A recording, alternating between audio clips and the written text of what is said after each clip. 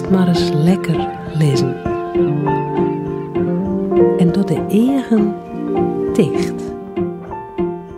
Er zijn al heel veel meditaties in het Hollands, maar wij ontdekten dat het nog helemaal niet in het Fries kwam. Dus wij hadden de allereerste Friestalige meditatie maken. Het sting op cd.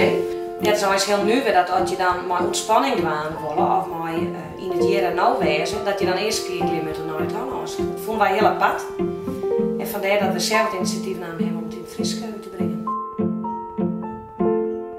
De band hebben het daar natuurlijk heel druk. Dus met een squallen en de clubjes, zwemles, tennissen, nou bedenk het maar.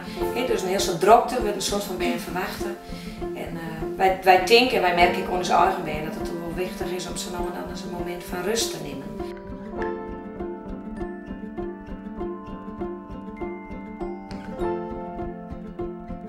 Eigenlijk is het heel simpel. Dan zet gewoon een cd op en dan juist die del. En het is absoluut net zweverig. Dan kiest het aanzien als een soort van dreamverhaal. Dus de staps maar in benen, een verhaal in, kiest zelf het mooi van en dan eventjes uit de druk te stappen. Dus nee, het is net voor u helemaal net zweverig.